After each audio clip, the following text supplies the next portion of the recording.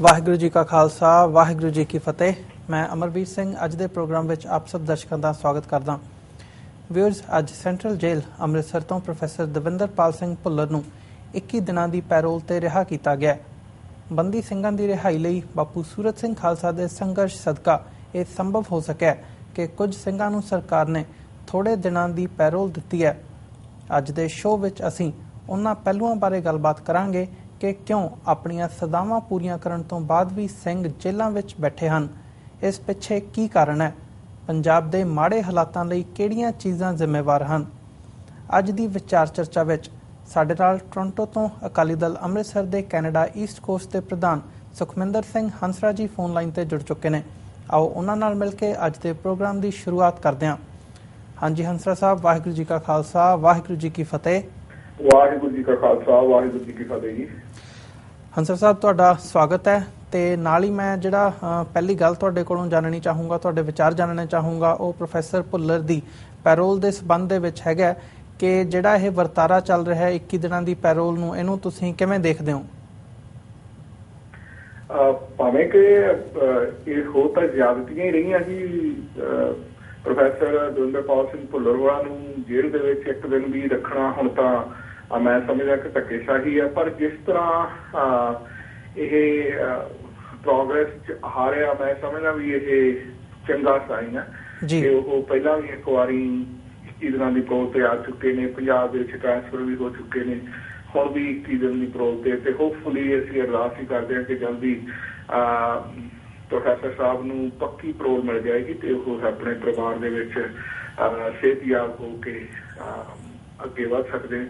सो more over मैं समझदा कि इसका सियासी कारण वड्डे पद्धर पे खास करके प्रकाश सिंह बादल ते उहदी सरकार ने कीता, जिहदे करके सानू आए दिन इहो जिहियां ओह निक्कियां निक्कियां खबरां देने की कोशिश करते हैं कि शायद कोई साडे नाल चंगा कर रहे हैं या भला कर रहे हैं। मैं समझदा कि सिख कौम ये सारी जिहड़ी सियासीकरण आ इन्हां सिचुएशनस दा उहनूं बाखूबी समझदी है हुण कि जिस ढंग दे नाल इन्हां ने साडे नाल कीती है या कर रहे हैं। दविंदरपाल सिंह भुल्लर के केस के विच या होर बहुत सारे जिहड़े साडे बदनी सिंह बनाए ने जिन्हां दी खातर आलमोस्ट 550 दिन तो उपर दिन हो गए ने। बापू सूरत सिंह होरी बैठे ने जिहड़े कि संदेशा दे रहे हैं इस समुचे जगत नूं कि किस तरह इन्हां सरकारां दे वल्लों धक्केशाही की जा रही है। पर इसके बावजूद भी सरकारां अन्नियां बोलदियां ते बेशर्म हुंदियां ने जदों सितमगर हो जाण, जदों एक जुल्म की खास सीमा नूं पार कर जांदियां ने सरकारां, फिर उन्हां दा रवैया भी इस तरह दे हुंदा जिहड़ा साडे सामने है। ते मैं फिर भी इहनूं शुभ शगन समझदा। मैं समझदा चलो ठीक है 21 दिनों वास्ते गुरु पातशाह मेहर करे पक्के ही रिहा होके पैरोल ते आ जाण, पर फिलहाल 21 दिनों लई आए ने, इहनूं चंगा शगन ही मैं मन सकदा जी। जी, जिहड़ा तुसीं गल कही है कि बादल परिवार वालों या बादल सरकार वालों इस मुद्दे का सियासीकरण किया जा रहा है, इन्हूं थोड़ा जिहा एलैबोरेट करोगे कि तुसीं 2017 दीआं इलैक्शनस दे विच इस मूव नूं या जिहड़ा ये अपना बंदी ਸਿੰਘਾਂ ਦੀ रिहाई के संघर्ष दे विच बापू सूरत सिंह खालसा जी बैठे ने भुख हड़ताल ते, इहनूं तुसीं किवें देखदे हो? जो मैं सियासीकरण की गल करदा तां कोई वक्त सी जदों प्रकाश सिंह बादल ने अदालत दे विच लिख के एफिडेविट दिता सीगा ये बड़ा खूंखार अतवादी है प्रोफैसर दविंदरपाल सिंह, इहनूं पंजाब विच शिफ्ट नहीं करना चाहिए। सो वो भी साडे सामने ही है, वो भी साडी जेहन दे विच हुण आ सकन जदों बापू सूरत सिंह होरां ने एक लिटरली इस संघर्ष नूं एक पीक ते ले आंदा तां फिर उन्हां नूं इह लग्गिआ कि शायद हुण साडे पैरां थल्लों जमीन खिसक सकती है। सो उहनूं काम डाउन करन दी खातर उन्होंने पहला पंजाब शिफ्ट किया। ऑबवियसली जदों कोई भी निक्की जी खबर जी ईज की होंगी है, ईजमेंट की होंगी है, तो फिर वो जिहड़ा मूवमेंट होंगी है या इनकलाब होंदा वो हमेशा पाज करता, इट्स नैचुरल फिनोमिना। सो पाज किया कि पंजाब दे विच आ गए ने, चलो जी अगे नालों बैटर हो गया जी। उस तो बाद ये होया कि हुण उन्होंने किरण की मिल गई पैरोल दे दी। सो प्रकाश सिंह बादल तो बड़ा कैलकुलेटेड मूव कर रहे हैं। वो पंजाब दे विच जो सिखां दा सिखां दी जो कह लो गुस्सा है गवर्नमेंट के प्रति, रवैया है सरकार के प्रति, ਉਹਨੂੰ थोड़ा जिहा ठंडा करने दी कदम चक रहे हैं। क्योंकि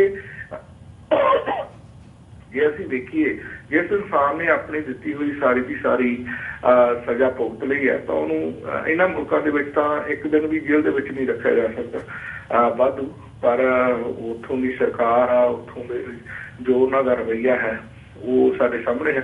इस करके सरकार ने हमेशा सिखां नूं थोड़ा थोड़ा विश्वास दिवाउण की कोशिश की है कि असीं तुहाडे नाल आ, असीं तुहाडे नाल आ, असीं तुहाडे बारे सोच रहे हैं, असीं ये कर रहे वो कर रहे। सो 2017 ਦੀਆਂ ਚੋਣਾਂ ਨੂੰ मद्देनजर रखदे पैर थल्लों जमीन खिसकदी महसूस करदे प्रकाश सिंह बादल वालों ये आए रोज होर भी बहुत सारे सिंह तुसीं देख लेना कि बापू सूरत सिंह जिन्होंने लीडरली आके उन्होंने पंजाब सरकार ने यह गल कह दी सी बलजीत सिंह चीमा ने कि असीं छड्डण नूं सारिआं नूं तैयार आ, पर एक क्रेडिट तैनूं नहीं जा सकता। बापू सूरत सिंह ने उन्होंने स्पष्ट तौर पर कहा कि तुसीं अपनी भुख हड़ताल खत्म कर दिओ, असीं इन्हां नूं सहजे सहजे छड्ड देण, क्योंकि उन्हां नूं इवेंचुअली ये छड्डणे तां पैणे ही नहीं तो फिर इन्हां दा विस्तरा गोल होना यकीनी हो जाएगा। तो इस करके यही सियासी कारण कि वो कोशिश कर रहे हैं कि साडी कुर्सी है जी किसी न किसी ढंग नाल बच जाए। असीं इस तरह लोगों को भरमा के जिस तरह पहला हुण तक भरमाउंदे रहे ने उहो जिहा कोई नवां षड़यंत्र छड्डदे रहिए। जी हंसराज साहब, जदों असीं इन्हां दे पिछे कारणां दी गल करदे हां, ਉਹ ਕਿਹੜੇ ਕਾਰਨ ਤੁਸੀਂ ਸਮਝਦੇ ਹੋ ਕਿ ਇੰਨੀ ਲੰਬੀ ਜਦੋਜਹਿਦ ਤੋਂ ਬਾਅਦ ਵੀ ਜਿਹੜੇ ਵੱਡੀ ਗਿਣਤੀ ਦੇ ਵਿੱਚ ਸਿੰਘ ਨੇ ਉਹ ਜੇਲ੍ਹਾਂ ਦੇ ਵਿੱਚ ਬੈਠੇ ਨੇ? ਕੋਈ ਪੈਰੋਲ ਤੱਕ ਵੀ ਅਸੀਂ ਮਤਲਬ ਜਦੋਂ ਛੋਟੀ ਜਿਹੀ ਪੈਰੋਲ ਹੁੰਦੀ ਹੈ ਉਹਨੂੰ ਅਸੀਂ ਇੱਕ ਪ੍ਰਾਪਤੀ ਸਮਝਦੇ ਹਾਂ, ਜਦ ਕਿ ਉਹਨਾਂ ਦੀਆਂ ਸਜ਼ਾਵਾਂ ਪੂਰੀਆਂ ਹੋ ਚੁੱਕੀਆਂ ਨੇ ਬਹੁਤਿਆਂ ਦੀਆਂ ਤੇ ਉਹਨਾਂ ਨੂੰ ਬਾਹਰ ਹੋਣਾ ਚਾਹੀਦਾ। ਇਹਨਾਂ ਦੇ ਪਿੱਛੇ ਕੀ ਕਾਰਨ ਕੀ ਨੇ? ਕਾਰਨ ਤਾਂ ਸਭ ਤੋਂ ਵੱਡਾ ਇਹੀ ਹੈ ਕਿ ਜਿਹੜੇ ਕਾਰਨਾਂ ਕਰਕੇ ਇਹ ਜੇਲ੍ਹਾਂ ਦੇ ਵਿੱਚ ਗਏ ਨੇ ਉਹ ਸਿੱਖਾਂ ਦੇ ਹੱਕਾਂ ਦੀ ਲੜਾਈ ਲੜਦੇ ਹੋਏ, ਸਿੱਖਾਂ ਦੇ ਜੋ ਹੱਕ ਹਕੂਕ ਨੇ ਉਹਨਾਂ ਨੂੰ ਅਚੀਵ ਕਰਨ ਦੇ ਲਈ ਇਹ ਜੇਲ੍ਹਾਂ ਦੇ ਵਿੱਚ ਗਏ ਨੇ। ਤੇ ਪ੍ਰਕਾਸ਼ ਬਾਦਲ ਭਾਗ ਸਿਆਸਤਦਾਨ ਉਹ ਇਹ ਸਮਝਦਾ ਕਿ ਜਦੋਂ ਇਹਨਾਂ ਲੋਕਾਂ ਨੂੰ ਮੈਂ ਜੇਲ੍ਹ ਵਿੱਚੋਂ ਕੱਢ ਦਿਆਂਗਾ ਫਿਰ ਕਿਹੜਾ ਇਹਨਾਂ ਨੇ ਬਾਹਰ ਆ ਕੇ ਛੋਲਿਆਂ ਦੀਆਂ ਰੇਹੜੀਆਂ ਲਾਉਣੀਆਂ, ਇਹਨਾਂ ਨੇ ਫਿਰ ਵੀ ਸਿੱਖਾਂ ਦੇ ਹੱਕ ਹਕੂਕਾਂ ਦੇ ਲਈ ਕੋਸ਼ਿਸ਼ਾਂ ਕਰਨੀਆਂ, ਫਿਰ ਵੀ ਸਿੱਖਾਂ ਦੇ ਹੱਕ ਹਕੂਕਾਂ ਦੇ ਲਈ ਇਹਨਾਂ ਨੇ ਯਤਨਸ਼ੀਲ ਹੋਣਾ, ਚਾਹੇ ਉਹ ਪੋਲੀਟੀਕਲ ਪਾਰਟੀਆਂ ਬਣਾ ਕੇ ਹੋਣ ਜਾਂ ਵੈਸੇ ਪੋਲੀਟੀਕਲੀ ਹੋਣ ਜਾਂ ਐਕਟਿਵਿਸਟ ਬਣ ਕੇ ਹੋਣ। ਸੋ ਇਹ ਇੱਕ ਜਿਹੜਾ ਉਹਨਾਂ ਦੇ ਅੰਦਰ ਡਰ ਹੈ, ਅੰਗਰੇਜ਼ੀ ਵਿੱਚ ਟਰਮ ਆ ਫੀਅਰ ਆਫ ਅਨਨੋਨ, ਜਿਹੜਾ ਇਹ ਡਰ ਸਰਕਾਰ ਦੇ ਅੰਦਰ ਪਿਆ ਹੋਇਆ, ਇਹ ਗੋਰਿਆਂ ਵੇਲੇ ਦਾ ਹੀ ਇਹ ਕਾਨੂੰਨ ਬਣਿਆ ਹੋਇਆ ਕਿ ਜਦੋਂ ਕੋਈ ਜੇਲ੍ਹ ਖਤਮ ਹੋ ਜਾਂਦੀ ਹੈ ਉਸ ਤੋਂ ਬਾਅਦ ਕੋਤਵਾਲੀ ਦੇ ਵੱਲੋਂ ਸਰਟੀਫਿਕੇਟ ਹਾਸਲ ਕਰਕੇ ਫਿਰ ਹੀ ਉਹਨੂੰ ਜੇਲ੍ਹ ਚੋਂ ਰਿਹਾ ਕੀਤਾ ਜਾਂਦਾ, ਤੇ ਉਹ ਸਰਟੀਫਿਕੇਟ ਹੁਣ ਦਿੰਦੇ ਹੀ ਨਹੀਂ ਹੈ। ਇਸ ਕਰਕੇ ਜੇਲ੍ਹਾਂ ਦੇ ਵਿੱਚ ਉਹਨਾਂ ਦੇ ਸਮਾਂ ਪੂਰੇ ਹੋਇਆ ਨੂੰ ਦਹਾਕੇ ਬੀਤ ਜਾਂਦੇ ਨੇ। ਸਰਕਾਰਾਂ ਨੇ ਇੱਕ ਟੂਲ ਆਪਣੇ ਹੱਥ ਦੇ ਵਿੱਚ ਰੱਖਿਆ ਹੋਇਆ ਲੋਕਾਂ ਨੂੰ ਬੰਦੀ ਬਣਾ ਕੇ ਰੱਖਣ ਦਾ। ਇਹ ਪਰ ਹੁਣ ਮੌਕਾ ਆ ਗਿਆ ਕਿ ਲੋਕ ਜਿਹੜੇ ਹਨ ਉਹ ਅੱਗੇ ਨਾਲੋਂ ਕਾਫੀ ਸਮਝ ਚੁੱਕੇ ਨੇ। ਸਾਡੀ ਮੂਵਮੈਂਟ ਹੈ ਜਿਹੜੀ right to self determination the movement ਹੋਏ ਜਾਂ ਸਿੱਖ ਹੱਕਾਂ ਦੀ ਮੂਵਮੈਂਟ ਹੋਏ, ਇਹ ਅੱਗੇ ਨਾਲੋਂ ਕਾਫੀ ਲੋਕਾਂ ਨੂੰ ਜਾਣਕਾਰੀ ਦੇਣ ਦੇ ਵਿੱਚ ਆਪਾਂ ਸਫਲ ਹੋਏ ਹਾਂ। ਇਸੇ ਕਰਕੇ ਹੁਣ ਸਰਕਾਰਾਂ ਮਜਬੂਰ ਹੋ ਰਹੀਆਂ ਨੇ। ਜੀ ਹੰਸਰਾਜ ਸਾਹਿਬ, ਜਦੋਂ ਅਸੀਂ ਸੰਘਰਸ਼ ਦੀ ਗੱਲ ਕਰਦੇ ਹਾਂ ਤਾਂ ਆਪਾਂ ਨਾਰਮਲੀ ਹੁਣ ਤੁਸੀਂ ਸਾਰਾ ਸਿੱਖ ਸੰਘਰਸ਼ ਬਾਰੇ ਚਾਨਣਾ ਪਾਇਆ ਕਿ ਇਹਦੇ ਪਿੱਛੇ ਦੇ ਇਹ ਕਾਰਨ ਨੇ, ਪਰ ਜਦੋਂ ਅਸੀਂ ਇੰਡੀਅਨ ਮੈਪ ਦੇ ਵਿੱਚ ਦੇਖਦੇ ਹਾਂ ਤਾਂ ਹੋਰ ਵੀ ਬਹੁਤ ਸਾਰੀਆਂ ਸਟਰਗਲਸ ਸਾਨੂੰ ਦੇਖਣ ਨੂੰ ਮਿਲਦੀਆਂ ਨੇ। ਜਿਵੇਂ ਕਿ ਰੀਸੈਂਟਲੀ ਮਨੀਪੁਰ ਤੋਂ ਐਰੋਮ ਸ਼ਰਮਿਲਾ ਨੇ ਆਪਣੀ ਭੁੱਖ ਹੜਤਾਲ ਬਾਪੂ ਸੂਰਤ ਸਿੰਘ ਦੇ ਤਰ੍ਹਾਂ ਹੀ ਉਹਨਾਂ ਨੇ ਤੋੜਨ ਦਾ ਫੈਸਲਾ ਕੀਤਾ ਹੈਗਾ, ਜਾਂ ਅਸੀਂ ਕਸ਼ਮੀਰ ਦੇ ਹਵਾਲੇ ਨਾਲ ਦੇਖਦੇ ਹਾਂ। ਅਤੇ ਜਦੋਂ ਤੁਸੀਂ ਇੰਡੀਅਨ ਕੰਟੈਕਸਟ ਦੇ ਵਿੱਚ ਐਜ਼ ਅ ਹੋਲ ਦੇਖਦੇ ਹੋ ਤਾਂ ਤੁਸੀਂ ਇਹ ਸਥਿਤੀ ਨੂੰ ਕਿਵੇਂ ਭਾਂਪਦੇ ਹੋ ਕਿ ਪਹਿਲਾਂ ਨਾਲੋਂ ਇਹਦੇ ਵਿੱਚ ਕੀ ਚੇਂਜ ਆਈ ਹੈ ਹੁਣ?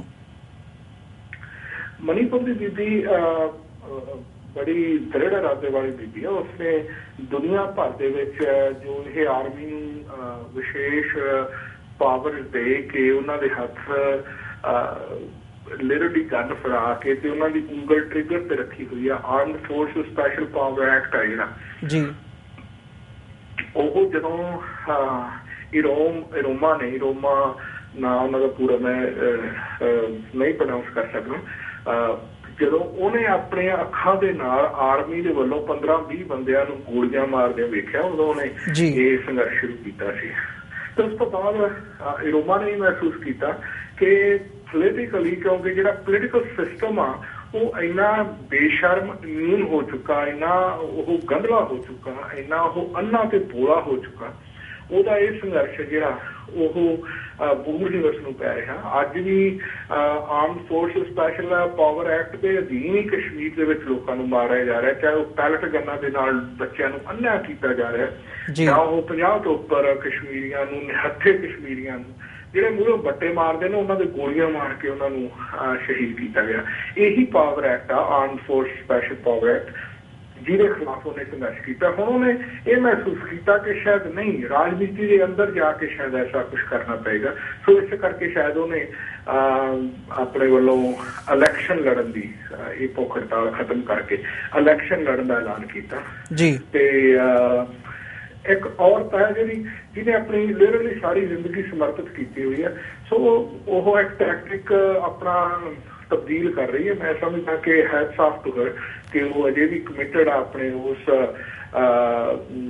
ਨਿਸ਼ਾਨੇ ਨੂੰ ਜਿਹੜਾ ਉਹਨੇ ਲਿਖਿਆ ਸੀ।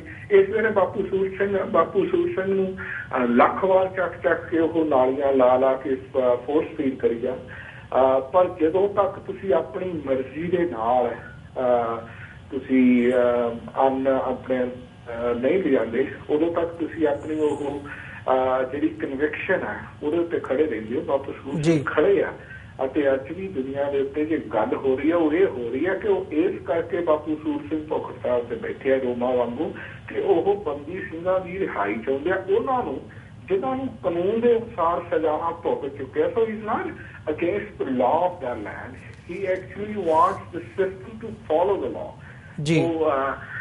ਇਹ ਬਹੁਤ ਵੱਡੀ ਗੱਲ ਹੈ ਕਿ ਇਰੋਮਾ ਨੇ ਇਹ ਫੈਸਲਾ ਲਿਆ ਤੇ ਉਹ ਆਪਣਾ ਟੈਕਟਿਕ ਤਬਦੀਲ ਕਰ ਰਹੀ ਹੈ। ਇਸ ਤੋਂ ਬਿਨਾਂ ਮੈਂ ਇਸ ਨੂੰ ਕੋਈ ਹੋਰ ਨਹੀਂ ਸਮਝਦਾ ਕਿ she came to conclusion ਵੀ ਸ਼ਾਇਦ ਜਿਹੜੀ ਭੁੱਖ ਹੜਤਾਲ ਦੇ ਨਾਲ ਜਿਹੜੀਆਂ ਸਰਕਾਰਾਂ ਦੀਆਂ ਬੋਲੀਆਂ ਨੇ ਇਹਨਾਂ ਦੇ ਕੰਨ ਤੇ ਜੂ ਸਰਕਣ ਵਾਲੇ ਨਹੀਂ ਹੈ। she wants to try something else।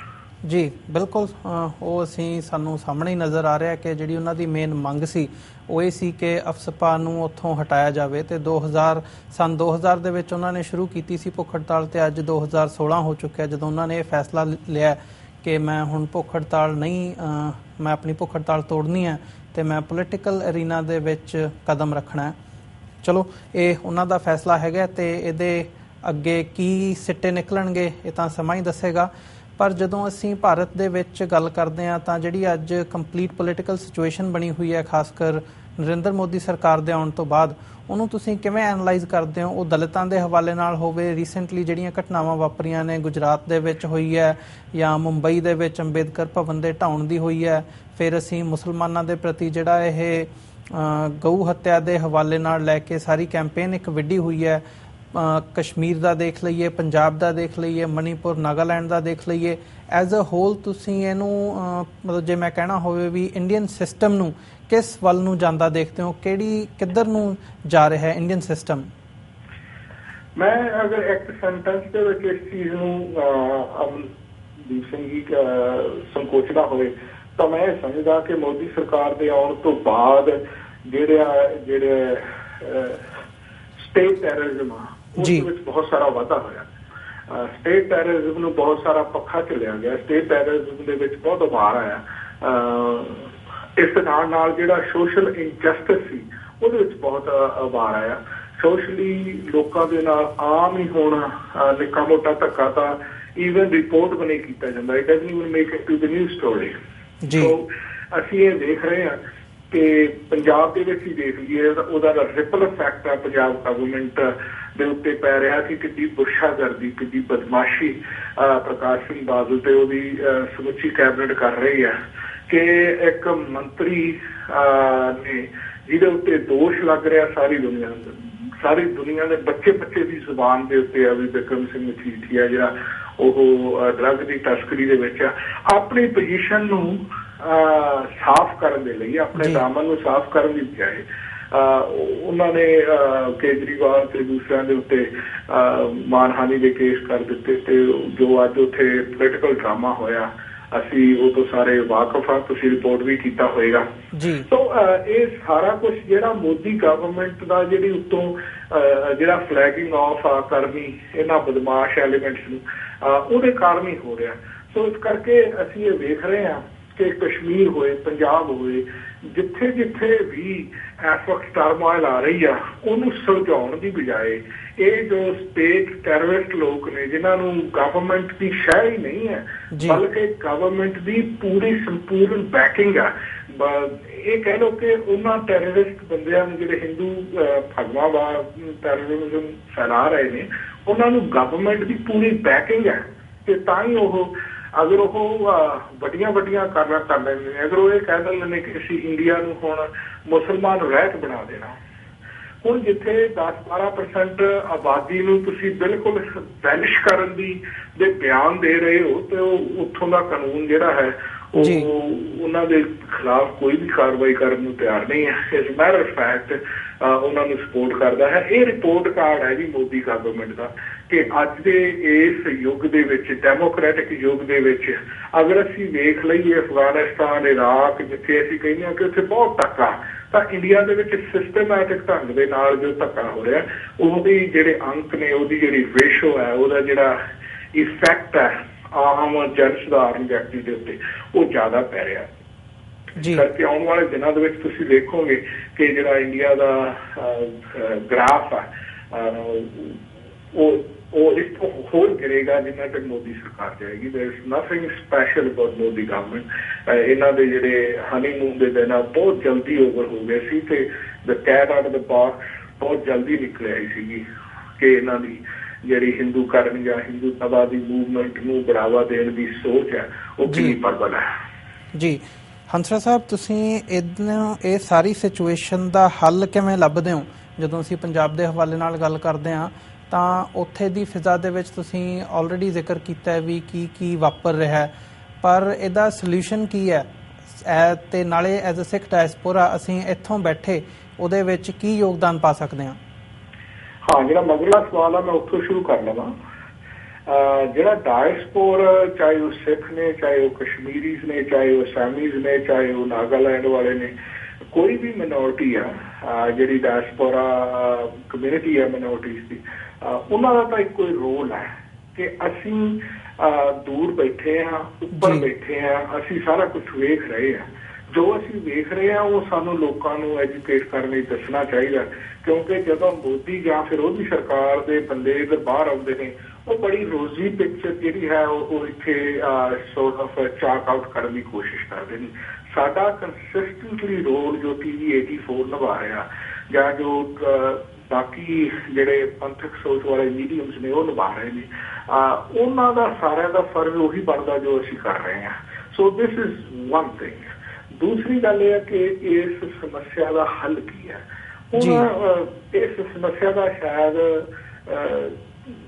ਗੱਲ ਦੇ ਵਿੱਚ ਜਾਂ ਫਿਰ ਸੈਂਟੈਂਸ ਦੇ ਵਿੱਚ ਤਾਂ ਕੋਈ ਵੀ ਹੱਲ ਨਹੀਂ ਹੈ। ਫਿਲੋਸੋਫਿਕਲੀ ਤਾਂ ਬਹੁਤ ਸੁਖਾਲਾ ਹੱਲ ਹੈ ਕਿ ਤੁਸੀਂ ਇਹਨਾਂ ਸਾਰਿਆਂ ਦਾ ਬਿਸਤਰਾ ਗੌਰ ਕਰੋ, ਪੰਥਕ ਸਰਕਾਰ ਲੈ ਕੇ ਆਓ, ਇਹਨਾਂ ਦੇ ਹੱਥਕੜੀਆਂ ਲਾ ਕੇ ਇਹਨਾਂ ਨੂੰ ਜੇਲ੍ਹਾਂ ਦੇ ਵਿੱਚ ਸਿੱਟੋ ਅਤੇ ਲੋਕਾਂ ਨੂੰ ਸੁੱਖ ਦਾ ਸਾਹ ਆਵੇ। ਇਹ ਤਾਂ ਫਿਲੋਸੋਫਿਕਲ ਗੱਲ ਹੈ। ਕੀ ਇਹ ਪ੍ਰੈਕਟੀਕਲ ਹੋ ਸਕਦੀ ਹੈ? ਇਹ ਬੜੀ ਮੁਸ਼ਕਿਲ ਗੱਲ ਹੈ ਪ੍ਰੈਕਟੀਕਲ ਕਰਨੀ, ਕਿਉਂਕਿ ਇਹਨਾਂ ਲੋਕਾਂ ਨੇ ਇਨਸਾਨ ਦੀ, ਖਾਸ ਕਰਕੇ ਜੇ ਪੰਜਾਬ ਦੀ ਸਿਚੁਏਸ਼ਨ ਆਪਾਂ ਸਮਝੀਏ, ਪੰਜਾਬ ਦੇ ਵਸਨੀਕ ਦੀ ਜਨ ਜੀਵਨ ਦੇ ਨਾਲ ਜੁੜੀ ਹੋਈ ਹਰ ਗੱਲ ਦੇ ਉੱਤੇ, ਹਰ ਵਸਤੂ ਦੇ ਉੱਤੇ, ਹਰ ਸਰਵਿਸ ਦੇ ਉੱਤੇ ਆਪਣਾ ਕੰਟਰੋਲ ਜਮਾਇਆ ਹੋਇਆ। ਜਿੱਥੇ ਕੰਟਰੋਲ ਗਵਰਨਮੈਂਟ ਦਾ ਹੋਏਗਾ ਉੱਥੋਂ ਕਦੇ ਵੀ ਤੁਸੀਂ ਕੋਈ ਸੁੱਖ ਦਾ ਸਾਹ ਮਹਿਸੂਸ ਨਹੀਂ ਕਰ ਸਕਦੇ। ਮੀਡੀਆ ਲੈ ਲਓ ਪੰਜਾਬ ਦੇ ਵਿੱਚ, ਮੈਜੋਰਟੀ ਮੀਡੀਆ ਪੰਜਾਬ ਦੇ ਵਿੱਚ ਡਿਸਪਾਈਟ ਪੰਜਾਬ ਦੀ ਜਿਹੜੀ ਗਵਰਨਮੈਂਟ ਦੀਆਂ ਮੇਜਰ ਫੇਲੀਅਰਸ ਨੇ ਉਹਦੇ ਬਾਵਜੂਦ ਵੀ ਉਹ ਲੋਕਾਂ ਨੂੰ ਐਜੂਕੇਟ ਕਰਨ ਦੀ ਕੋਸ਼ਿਸ਼ ਨਹੀਂ ਕਰ ਰਹੇ। ਸੋ ਇਸ ਕਰਕੇ ਇਹ ਲੋਕਾਂ ਨੂੰ ਜ਼ਰੂਰ ਲੱਗ ਰਿਹਾ ਕਿ ਆਮ ਆਦਮੀ ਪਾਰਟੀ ਦੇਖੋ ਜੀ ਲੋਕਾਂ ਦੇ ਵਿੱਚ ਆਪਣੀ ਵਰਤ ਬਣਾ ਰਹੀ ਹੈ। ਆਮ ਆਦਮੀ ਪਾਰਟੀ ਵਰਤ ਇਸ ਕਰਕੇ ਬਣਾ ਰਹੀ ਹੈ ਕਿਉਂਕਿ ਉਹਦਾ ਜਿਹੜਾ ਲੇਬਲ ਆ ਉਹ ਛੋਟਾ ਜਿਹਾ ਵੱਖਰਾ, ਪਰ ਪ੍ਰੋਡਕਟ ਸੇਮ ਆ। ਇਸ ਕਰਕੇ ਈਜ਼ੀ ਸੇਲਿੰਗ ਹੋ ਰਹੀ ਆ ਅਕਾਲੀ ਦਲ ਜਾਂ ਕਾਂਗਰਸ ਤੋਂ ਆਮ ਆਦਮੀ ਪਾਰਟੀ ਦੀ। ਪਰ ਅਕਾਲੀ ਦਲ ਕਾਂਗਰਸ ਤੋਂ ਕਿਸੇ ਪੰਥਕ ਪਾਰਟੀ ਵੱਲ ਉਹਨਾਂ ਦੀ ਜਿਹੜੀ ਫੇਰਿੰਗ ਹੋਣੀ ਆ, ਉੱਥੇ ਵਿਚਾਰੇ ਬੜੇ ਵੱਡੇ ਵੱਡੇ ਬੈਰੀਅਰ ਖੜੇ ਕੀਤੇ ਜਾ ਰਹੇ ਨੇ। ਸਰਦਾਰ ਸਿਮਰਨਜੀਤ ਸਿੰਘ ਮਾਨ ਜਦੋਂ ਹੁਣ ਕਸ਼ਮੀਰ ਨੂੰ ਜਾ ਰਿਹਾ ਸੀ, ਕਸ਼ਮੀਰ ਦੇ ਇਲਾਕੇ ਦੇ ਵਿੱਚ ਜਾ ਕੇ ਉਹਨਾਂ ਨੇ 50 ਗ੍ਰੇਵ ਸਾਈਟਸ ਜਿਹੜੀਆਂ ਜਿਹੜੇ ਲੋਕ ਮਾਰੇ ਨੇ, ਉੱਥੇ ਜਾ ਕੇ ਉਹਨਾਂ ਦੇ ਮਜ਼ਾਰਿਆਂ ਦੇ ਉੱਤੇ ਕੱਪੜੇ ਪਾਉਣੇ ਸੀ ਅਤੇ ਲੋਕਾਂ ਨੂੰ ਦੇ ਹੱਕ ਵਿੱਚ ਹਾਂ ਦਾ ਨਾਰਾ ਮਾਰਨਾ ਸੀ। ਆਰਮਲੈਸ ਬੰਦੇ ਸੀ, ਕੋਈ ਹਥਿਆਰ ਨਹੀਂ, ਕੋਈ ਡੰਡਾ ਨਹੀਂ ਉਹਨਾਂ ਦੇ ਕੋਲ। ਉਹਨਾਂ ਨੂੰ ਜਾਂਦਿਆਂ ਨੂੰ ਹਾਈਵੇ ਤੇ ਰੋਕਿਆ ਗਿਆ ਕਿ ਤੁਸੀਂ ਕਸ਼ਮੀਰ ਚ ਐਂਟਰ ਨਹੀਂ ਕਰ ਸਕਦੇ। ਦਿਸ ਇਜ਼ ਐਗਜ਼ੈਕਟਲੀ ਜੋ ਅਸੀਂ ਕਹਿ ਰਹੇ ਹਾਂ ਕਿ ਜਿਹੜਾ ਪੰਥਕ ਸੋਚ ਵਾਲੇ ਨੂੰ ਆਉਣਾ, ਉਹ ਉਹਨਾਂ ਨੇ ਬੈਰੀਅਰਸ ਖੜੇ ਕੀਤੇ ਹੋਏ ਨੇ ਤੇ ਬੈਰੀਅਰਸ ਨਾਕ ਡਾਊਨ ਕਰਨੇ ਬੜੇ ਹੀ ਮੁਸ਼ਕਿਲ ਨੇ। ਹਾਂ, ਤਾਂ ਹੀ ਨਾਕ ਡਾਊਨ ਹੋ ਸਕਦੇ ਨੇ ਅਗਰ ਜਨਤਾ ਸਾਰੀ ਦੀ ਸਾਰੀ ਪੱਬਾਂ ਤੇ ਆ ਜਾਵੇ ਕਿ ਅਸੀਂ ਇਹ ਬੈਰੀਅਰਸ ਨਾਕ ਡਾਊਨ ਕਰਨੇ ਹੀ ਕਰਨੇ ਨੇ ਰਿਗਾਰਡਲੈਸ ਆਫ ਐਨੀ ਪ੍ਰਾਈਸ। ਇਸ ਲੈਵਲ ਤੱਕ ਲੋਕਾਂ ਦੀ ਮਾਨਸਿਕਤਾ ਲਿਆਉਣ ਦੀ ਖਾਤਰ ਸਾਨੂੰ ਮੀਡੀਆ ਦੀ ਲੋੜ ਹੈ, ਭਾਵੇਂ ਕਿ ਸੋਸ਼ਲ ਮੀਡੀਆ ਦੀ ਕਾਫੀ ਹਿਲਪੇ ਦੇ ਵਿੱਚ ਕਰ ਰਹੇ ਹਨ, ਪਰ ਇਸ ਦੇ ਬਾਵਜੂਦ ਉਹਨਾਂ ਜਿਹੜੀਆਂ ਕਮਿਊਨਲ ਸੁਸਾਇਟੀਜ਼ ਹੈਗੀਆਂ, ਕਮਿਊਨਲ ਪਾਰਟੀਜ਼ ਹੈਗੀਆਂ ਜਿਹੜੀਆਂ ਏਦਾਂ ਦੀ ਸੋਚ ਰੱਖਣ ਵਾਲੀਆਂ, ਤੁਹਾਨੂੰ ਕਾਬੂ ਕਰਨ ਵਾਲੇ, ਉਹਨਾਂ ਨੇ ਵੀ ਆਪਣੇ ਸੋਸ਼ਲ ਮੀਡੀਆ ਸੈੱਲ ਕ੍ਰੀਏਟ ਕੀਤੇ ਹੋਏ ਨੇ। ਸੋ ਉਹ ਬਰਾਬਰ ਦਾ ਨਾਲ ਦਾ ਡੈਮੇਜਿੰਗ ਜਿਹੜਾ ਪ੍ਰੋਪੇਗੈਂਡਾ ਉਹ ਕਰੀ ਜਾਂਦੇ ਨੇ। So it's a tough call to say ਵੀ ਕੋਈ ਪੰਜਾਬ ਦੇ ਵਿੱਚ ਜਾਂ ਭਾਰਤ ਦੇ ਵਿੱਚ ਆਹ ਕੁਛ ਹੋ ਸਕਦਾ, ਪਰ ਡੈਫੀਨੇਟਲੀ ਇਹ ਮੈਂ ਜ਼ਰੂਰ ਕਹਿ ਰਿਹਾ ਕਿ ਇਹੋ ਜਿਹਾ ਸਮਾਂ ਆ ਗਿਆ ਤੇ ਇਸ ਤੋਂ ਬੈਟਰ ਸਮਾਂ ਫਿਊਚਰ ਦੇ ਵਿੱਚ ਆਏਗਾ। ਪਿਛਲੇ ਸਾਲ ਨਾਲੋਂ ਅੱਜ ਬੈਟਰ ਸੀ, ਅੱਜ ਤੋਂ ਅਗਲੇ ਸਾਲ ਬੈਟਰ ਹੋਏਗਾ ਕਿ ਸਾਡੇ ਤੇ ਜ਼ੁਲਮ ਭਾਵੇਂ ਹੁੰਦਾ ਰਹੇ, ਪਰ ਜ਼ੁਲਮ ਕਰਨ ਵਾਲਾ ਵੀ ਸ਼ਾਂਤੀ ਦੇ ਨਾਲ ਨਹੀਂ ਬੈਠ ਸਕੇਗਾ, ਆਰਾਮ ਨਹੀਂ ਕਰ ਸਕੇਗਾ। ਉਹਨੂੰ ਵੀ ਹਮੇਸ਼ਾ ਸਵੇਰੇ ਸ਼ਾਮ ਜਿਹੜੀ ਸਿਰਦਰਦੀ ਆ ਉਹ ਖੜੀ ਹੀ ਰਹੇਗੀ, ਕਿਉਂਕਿ ਹੁਣ ਦੁਨੀਆ ਜਾਗ ਪਈ ਆ। ਜੀ ਹੰਸਰ ਸਾਹਿਬ, ਇਨ ਦਾ ਐਂਡ ਤੁਸੀਂ ਸਾਡੇ ਦਰਸ਼ਕਾਂ ਨੂੰ ਕੀ ਮੈਸੇਜ ਦੇਣਾ ਚਾਹੋਗੇ? ਮੈਸੇਜ ਦੇਣਾ ਚਾਹੁੰਦਾ ਜੀ ਮੈਂ, ਇੱਕ ਡਬਲ ਪ੍ਰੋਂਗ ਮੇਰਾ ਮੈਸੇਜ ਹੈ। 15 ਅਗਸਤ ਦਾ ਦਿਨ ਆ ਰਿਹਾ। 15 ਅਗਸਤ ਵਾਲੇ ਦਿਨ ਸਾਡੇ 2.5 ਲੱਖ ਸ਼ਹੀਦ ਸਿੰਘਾਂ ਦੀਆਂ ਛਾਤੀਆਂ ਦੇ ਉੱਤੇ ਚੜ੍ਹ ਕੇ ਇਹਨਾਂ ਨੇ ਤਿਰੰਗਿਆਂ ਨੂੰ ਸਲਾਮਾਂ ਕਰਨੀਆਂ।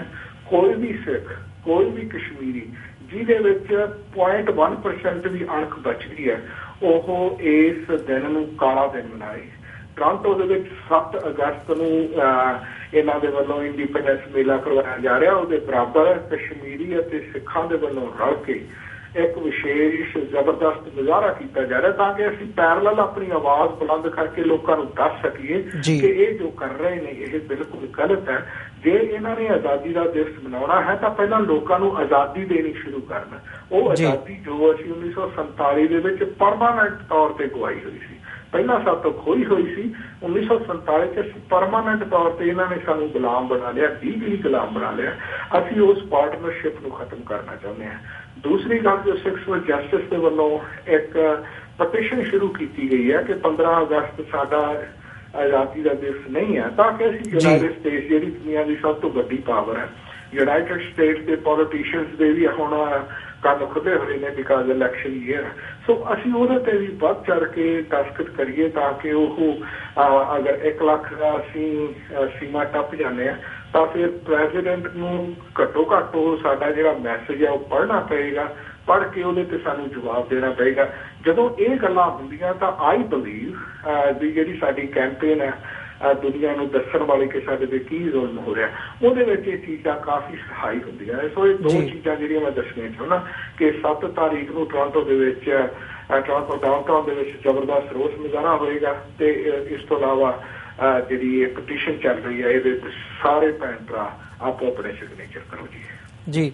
ਹੰਸਰਾ ਸਾਹਿਬ, ਤੁਸੀਂ ਆਪਣਾ ਸਮਾਂ ਕੱਢ ਕੇ ਸਾਡੇ ਦਰਸ਼ਕਾਂ ਨਾਲ ਆਪਣੇ ਵਿਚਾਰ ਸਾਂਝੇ ਕੀਤੇ, ਇਸ ਲਈ ਤੁਹਾਡਾ ਬਹੁਤ ਬਹੁਤ ਧੰਨਵਾਦ ਜੀ।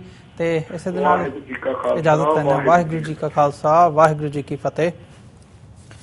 ਵਿਊਅਰਸ, ਸਾਡਾ ਸਮਾਂ ਵੀ ਸਮਾਪਤੀ ਵੱਲ ਜਾ ਰਿਹਾ ਤੇ ਇਨ ਕਨਕਲੂਜਨ ਦੇ ਵਿੱਚ ਇਹੀ ਗੱਲ ਸਾਹਮਣੇ ਆਉਂਦੀ ਹੈ ਕਿ ਉਹ ਭਾਵੇਂ ਬਾਪੂ ਸੂਰਤ ਸਿੰਘ ਦੇ ਸੰਘਰਸ਼ ਦੀ ਗੱਲ ਹੋਵੇ ਕਿ ਬੰਦੀ ਸਿੰਘਾਂ ਦੀ ਰਿਹਾਈ ਦੀ ਗੱਲ ਹੋਵੇ, ਤੇ ਜਦੋਂ ਅਸੀਂ ਸਾਰੀ ਸਿਚੁਏਸ਼ਨ ਨੂੰ ਦੇਖਦੇ ਹਾਂ ਤਾਂ ਇਹ ਆਉਣ ਵਾਲਾ ਸਮਾਂ ਹੀ ਦੱਸ ਸਕੇਗਾ ਕਿ ਇਹਦੇ ਵਿੱਚ ਅਸੀਂ ਕਿੰਨੇ ਕੁ ਸਫਲ ਹੁੰਦੇ ਹਾਂ।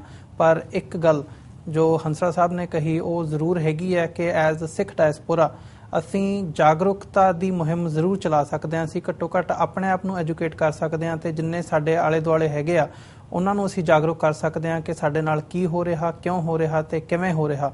ਇਸੇ ਦੇ ਨਾਲ ਅਸੀਂ ਅੱਜ ਦਾ ਸ਼ੋਅ ਇੱਥੇ ਸਮਾਪਤ ਕਰਦੇ ਹਾਂ। ਇਜਾਜ਼ਤ ਦਿਓ ਜੀ। ਵਾਹਿਗੁਰੂ ਜੀ ਕਾ ਖਾਲਸਾ, ਵਾਹਿਗੁਰੂ ਜੀ ਕੀ ਫਤਿਹ।